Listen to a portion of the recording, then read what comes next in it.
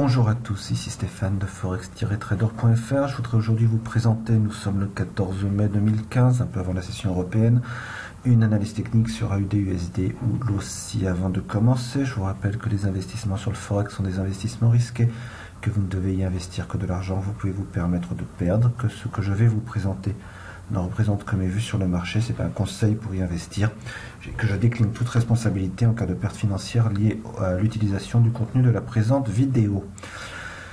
Rappelez-vous que le 14 mai, c'est le jeudi de l'ascension et que les banques allemandes, françaises et suisses sont fermées, même si les banques anglaises sont ouvertes, donc le trading dans la session européenne peut être un peu délicat.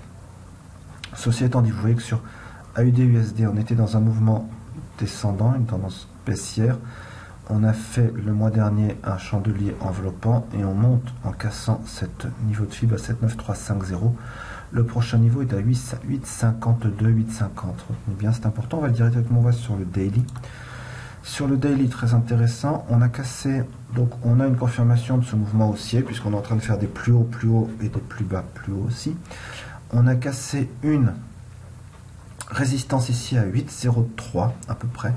Et on va s'appuyer dessus, donc on a un gros chandelier haussier qui nous fait un nouveau plus haut.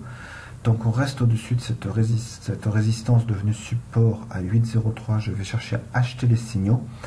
Acheter vers rouge, j'ai deux niveaux de FIB ici, un à 8,2582 et on voit que quand on va y arriver, on aura probablement la MS200 qui va venir taper dedans, donc ce sera sûrement un premier niveau intéressant. Et un deuxième niveau qui est à 8,48, donc on est finalement assez près du 8,50 qu'on avait vu sur le graphe mensuel. Je vous rappelle que sur le graphe mensuel, on avait pris un retracement Fibonacci de ce niveau, donc d'un mouvement haussier, et que sur le graphe journaliste, un autre retracement de Fibonacci qui est sur un mouvement baissier, mais les 50 sont à peu près au même niveau, 8,48, 8,50. Donc je le répète, au-dessus de 8,03, je cherche des signaux haussiers pour aller taper en profit 8,25 et 8,48. Si on regarde le H4 juste avant de finir rapidement, on voit qu'on est effectivement très nettement dans un environnement plutôt haussier. On a deux supports, un à 8,05, un à 8,01 éventuellement. J'ai dit que je chercherai au-dessus de 8,03, disons que je vais chercher dans cette zone 8,05, 8,01.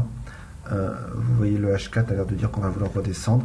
J'attends avec impatience ça pour pouvoir chercher des signaux acheteurs ici et monter. Tant qu'on est au-dessus de ce niveau-là, donc de 7,93, et ici on voit 7,89, donc de 7,9, 7,925, je suis plutôt resté haussier. Maintenant, si jamais on devait casser 7,79, il est clair que je considérais qu'on repart à la baisse. Voilà, c'est ce que je voulais vous montrer aujourd'hui. Je vous souhaite une très bonne journée de trading.